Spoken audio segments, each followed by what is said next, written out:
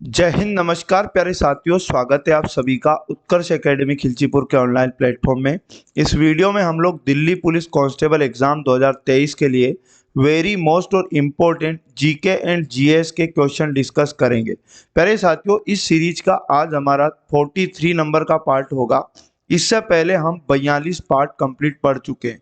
अगर पिछले पार्ट आपने नहीं देखे तो प्लेलिस्ट आपको मिल जाएगी, जहां जाकर आप बाकी के पार्ट भी देख सकते हैं। ये सभी क्वेश्चन ऐसे क्वेश्चन है जो एग्जाम के अंदर बार बार रिपीट होते हैं, इसलिए एक भी क्वेश्चन बिना स्किप किए मेरे साथ आपको लास्ट तक बने रहना है। यकीन मानिएगा, एग्जाम के अंदर आपको जीके एंड जीएस जो 50 नंबर का आपकी एग्जाम आएगा, बहुत ज्यादा ये सीरीज आपका हेल्प करेगी। तो चलते हैं आज का पहला और मोस्ट इंपोर्टेंट क्वेश्चन। एतमादुद्दौला का मकबरा किसने बनवाया था? तो प्यारे साथियों, एतमादुद्दौला का मकबरा किसने बनवाया था? नूरजहां। ऑप्शन नंबर 3 इसका सही जवाब आपको याद रखना है। और याद रखिएगा, ये मकबरा उत्तर प्रदेश के आगरा शहर में स्थित एक मुगल मकबरा है। अगला क्वेश्चन, क्वेश्चन नंबर 2 है, निम्नलिखित शास्त्रीय नर्तकियों में से किसे 2003 में पद्म विभूषण पुरस्कार से पुरस्कृत किया गया था? तो इसका राइट आंसर हो जाएगा सोनल मानसिंह।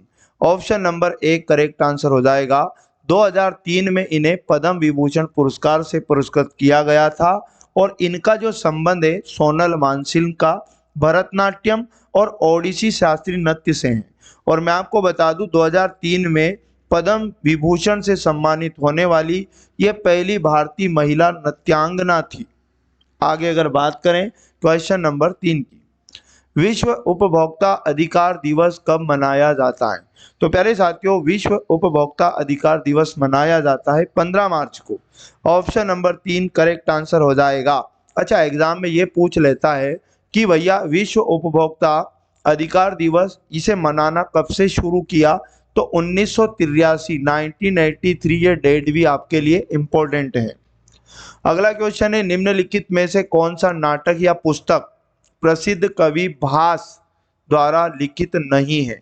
तो इन 4 ऑप्शन में 3 ऑप्शन कवि भास के द्वारा लिखी गई पुस्तक या नाटक है। तो इसका जो राइट आंसर हो जाएगा शिशुपालवध।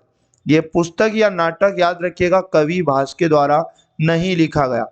बाकी कर्णभार और उरुभंग और दूतवाक्य ये तीनों भास के द्वारा की गई रचनाएं हैं। और उसके बाद ये जो शिशुपाल वध जो आपको दिखाई दे रहा है, ये 7वीं या 8वीं शताब्दी में एक कवि का नाम है माघ, माघ के द्वारा रचित शास्त्रीय संस्कृत पद्य की एक रचना है। अगला क्वेश्चन, निम्नलिखित में से कौन सा तारों के टिमटिमाने की घटना की व्याख्या करता है? तो तारों का टिमटिमाना आप सभी जानते होंगे वायुमंडलीय अपवर्तन का उदाहरण है। ऑप्शन नंबर 2 इसका सही जवाब आपको याद रखना है। अगला क्वेश्चन है, राष्ट्रीय ग्रामीण रोजगार गारंटी अधिनियम 2005 के अंतर्गत कार्य का अधिकार योजना प्रथम चरण में कितने जिलों में लागू की गई?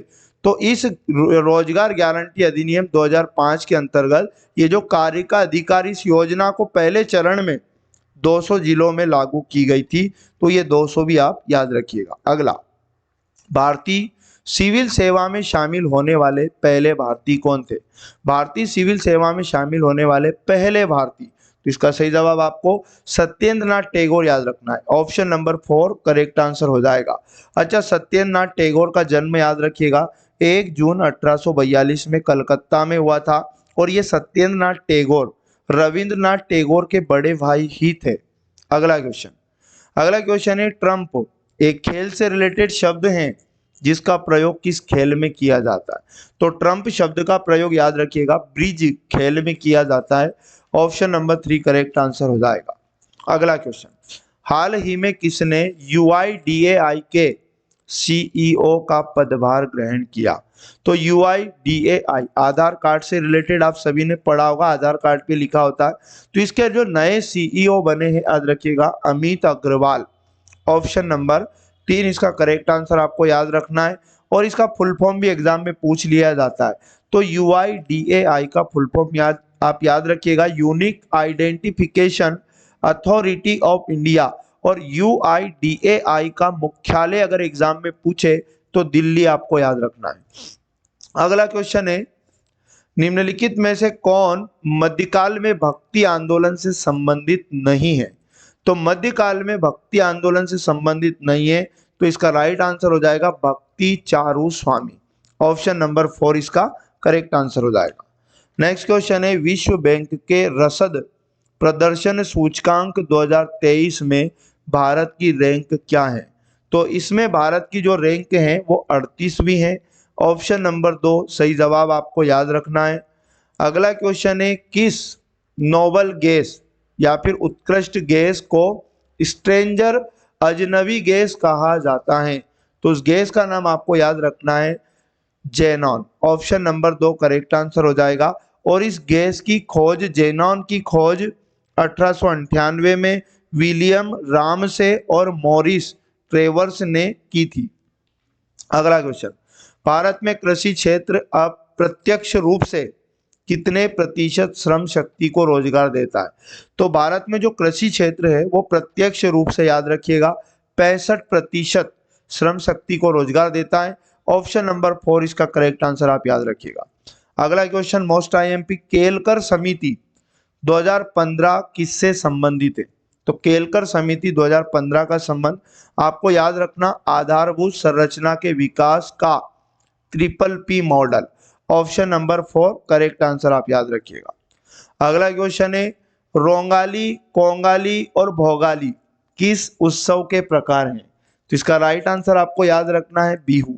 इस उत्सव के 3 प्रकार है, रोंगाली, कोंगाली और भोगाली।